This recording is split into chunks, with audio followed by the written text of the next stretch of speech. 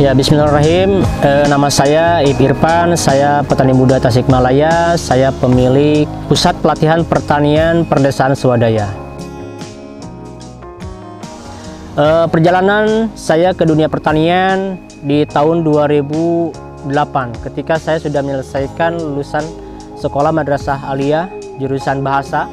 Maka dari sana saya mempunyai keinginan atau memang saya melihat peluang-peluang di daerah kami di sektor pertanian.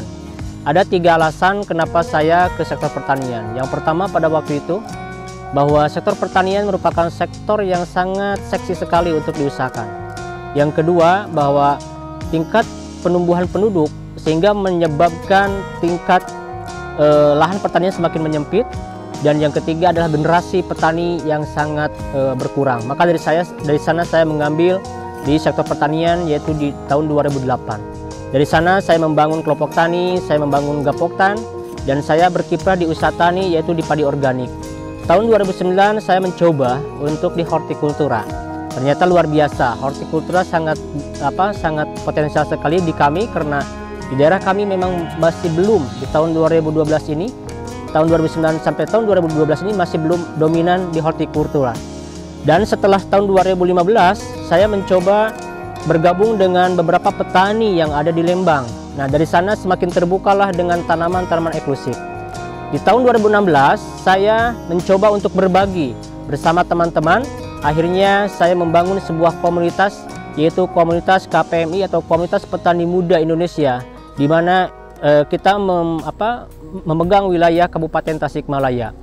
Dari sana kita mencoba untuk berkumpul, membangun, menyatukan visi, menyatukan tujuan, menyatukan pemikiran, dan menyatukan perasaan untuk membangun di generasi milenial di sektor pertanian. Kita memulainya pada waktu itu hanya kita kumpul di kandang domba. Setelah itu maka kita rubah kandang domba tersebut menjadikan sebuah tempat kumpul kita. Bahkan itu merupakan salah satu tempat untuk deklarasi kegiatan kami, gitu kan, yaitu di KPMI tingkat Kabupaten Tasikmalaya. Dari sanalah kami memulai. Terus berganti hari kami di tahun 2019 mencoba untuk ikut berpartisipasi dalam kegiatan helat perlombaan HKP tingkat Provinsi Jawa Barat. Dan alhamdulillah saya menjadi delegasi dari Kabupaten Tasikmalaya, dan saya mencoba untuk memaksimalkan kesempatan tersebut, dan akhirnya alhamdulillah bisa mengikuti perhelatan tersebut menjadi Jabar 1 atau tingkat Jabar pertama di kategori petani teladan. Dan pada tahun itu juga, tahun 2019, saya mendapatkan kesempatan untuk belajar ke Thailand. Nah, di sana saya mencoba membaca dari hulu sampai hilir bagaimanakah konsep pertanian di Thailand yang begitu sudah maju. Ternyata sangat luar biasa. Kuncinya ada 2, yaitu membangun petani spesialis item, dan yang kedua adalah membangun satu sentral pemasaran. Dari ini juga orang-orang Thailand di sana 10% lahan pertanian dijadikan tempat edukasi. Maka dari sinilah asal usul dari P4S Tajimala Farm Okiagaru yang saya bina. Maka lahan yang kami punya 10%-nya digunakan sebagai lahan edukasi. Dari edukasi inilah kita bertemu dengan orang-orang, kita bertemu dengan para generasi muda, baik itu lintas kelompok tani, ataupun lintas Karang Taruna, ataupun lintas organisasi yang lainnya, termasuk lintas organisasi jalanan. Maka kita rampung bersama-sama untuk menyatukan pemikiran, perasaan, dan tujuan.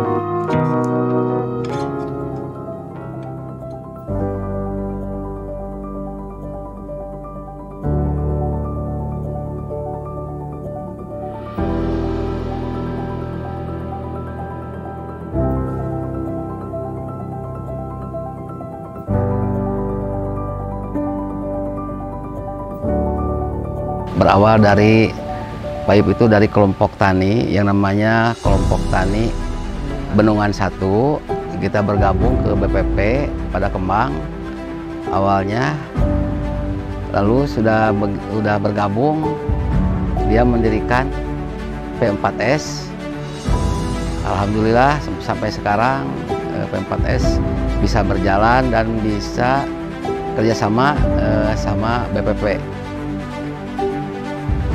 juga P4S ini sebagai tempat pelatihan edukasi bagi yang memerlukan ilmu dalam bidang pertanian, khususnya dari kalangan pesantren, anak-anak pesantren juga, anak sekolah SMK, juga SM pertanian. Dan sampai saat ini alhamdulillah kami bisa mengikuti berbagai perhelatan baik tingkat provinsi maupun tingkat nasional. Salah satunya kami dibina oleh BPSDMP, Kementerian Pertanian Republik Indonesia di bidang generasi resonansi petani milenial. Di tahun ini juga kami mencoba untuk membaca berdasarkan pengalaman-pengalaman usaha kami, karena beberapa kali usaha kami mendapatkan kegagalan. Maklum, karena memang kami berdasarkan dari pengalaman, bukan berdasarkan dari akademisi, maka banyak suka dan dukanya. Kami pernah ditipu lah, kami pernah tidak konsisten lah, kami tidak ini sama off taker lah. Maka dari hal itu menjadi pengalaman bagi kami, sehingga sekarang yang kami bangun dalam usaha taninya, kita merucut menjadi 4 dasar. Pertama, kita memulai dari pasar. Yang kedua, kita memastikan harga. Yang ketiga, kita memastikan analisa usaha. Yang keempat adalah MOU. Yang kelima baru di sektor budidaya. Maka dari sinilah muncul beberapa kegiatan-kegiatan usaha kami yang memang aman dan sehingga bisa menghasilkan dari sektor pertanian ini. Sehingga muncullah dengan usaha bunga matahari yang sangat luar biasa. Pertamanya kami hanya mencoba untuk sekitar 2.400 pohon, dan sekarang udah menjadi 2 hektar yang kami kembangkan bersama mitra-mitra kami di sektor pertanian di bunga matahari. Dari bunga matahari kami terus berkembang menjadi beberapa usaha-usaha. Salah satunya yang kami kerjakan adalah di sini, di mana kami membangun sektor pertanian ini satu lahan menjadi 3 usaha tani. Yang pertama yang kami menjadi usaha taninya adalah jenis mint. Ada 2 jenis yang kami kembangkan, ada jenis peppermint dan orange mint. Yang kedua adalah cabai, di mana cabai ini bagi kami sekarang menjadi tumpang sarinya. Kenapa tumpang sari? Karena mint menjadi primadona bagi kami. Kami sudah punya harga kontrak 1 kilonya yaitu 50.000, sedangkan cabai kita masih fluktuatif harganya.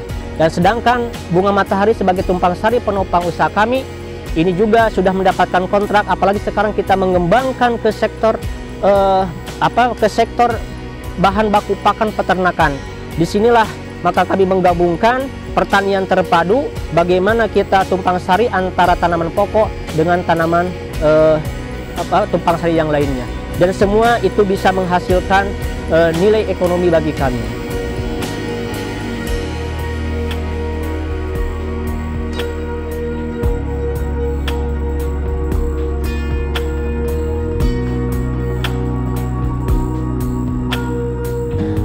Bunga matahari sangat luar biasa, di mana bunga matahari ini mampu menarik para wisatawan.